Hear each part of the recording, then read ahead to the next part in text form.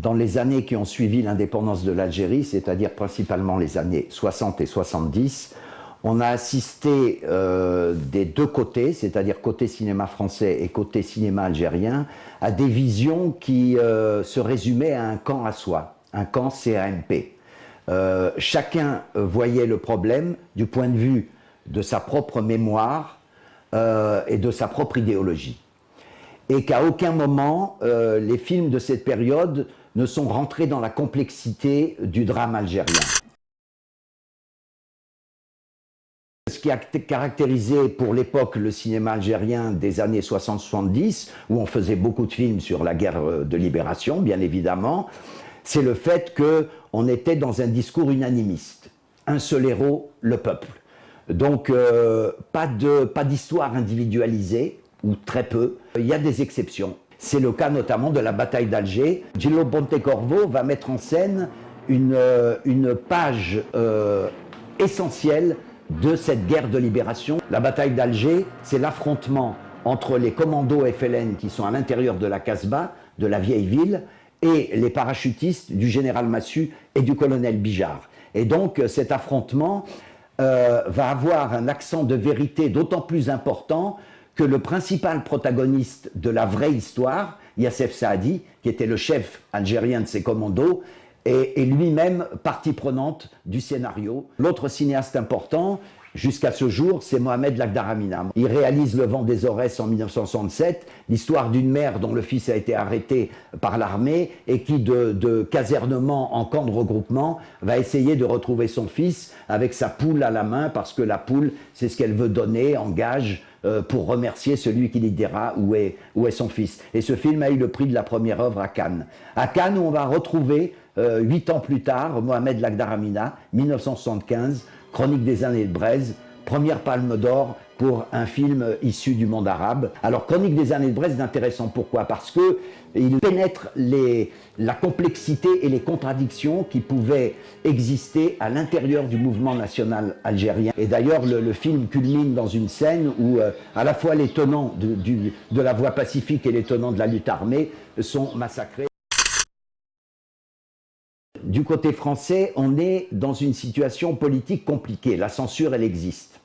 Il y a la censure politique d'un côté et il y a l'autocensure économique de l'autre. Les producteurs ne veulent pas prendre de risques avec des films qui seraient ensuite interdits et perdre de l'argent. En plus, du côté français, on est en pleine période de la nouvelle vague. C'est la période où Jean-Luc Godard tourne à bout de souffle, François Truffaut les 400 coups, Claude Chabrol le Beau Serge, etc. Donc on aborde très peu la question algérienne. Pourtant, côté français, il va y avoir des cinéastes qui vont l'aborder, même si c'est de manière, comme je disais, allusive, c'est-à-dire que ce n'est pas le sujet ou le thème principal du film, mais c'est abordé de manière périphérique. C'est le cas, par exemple, de Muriel, d'Alain Resnais, qui raconte les affres de conscience d'un jeune revenu de la guerre d'Algérie et qui, dans une scène assez forte du film, revoit des scènes de torture. Et puis il y a aussi le film interdit pendant 2 ans, qui est Le Petit Soldat de Jean-Luc Godard,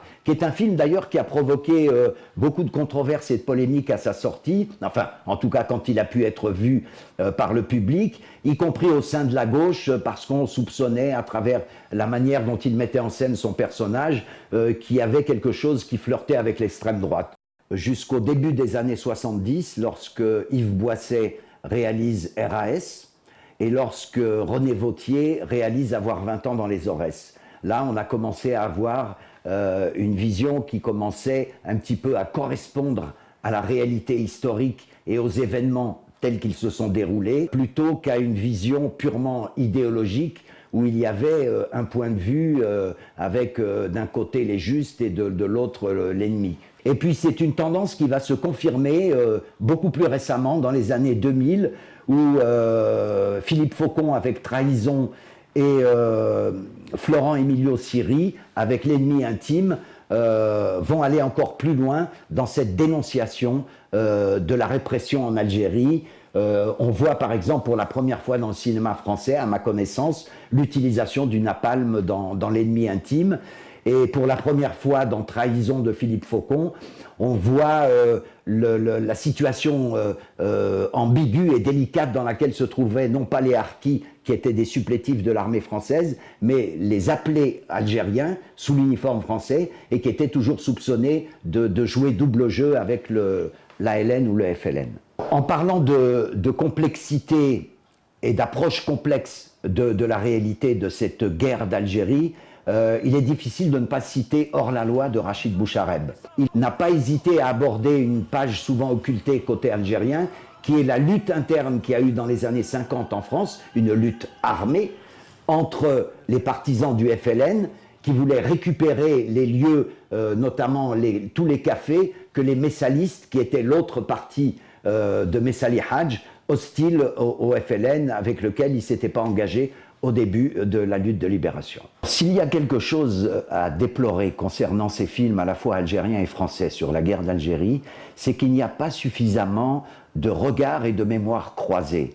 Et à ma connaissance, il y a eu un seul exemple, ça a été celui de la télévision française, à l'époque Antenne 2, en 1992, qui a permis à deux cinéastes, l'un français Maurice Felvic, l'autre algérien Ahmed Rajdi, de faire un film de 3 heures, donc 1h30 chacun, à partir des souvenirs et des mémoires du commandant Asdine qui était dans les maquis algériens et Jean-Claude Carrière, le célèbre écrivain scénariste, qui racontait ses souvenirs sous l'uniforme français. Je crois que l'avenir pour décomplexer la question de la guerre d'Algérie, il réside là, et qu'il va falloir de plus en plus entrer dans la complexité d'un drame qui n'a pas été seulement politique, mais qui a été aussi un drame à dimension humaine.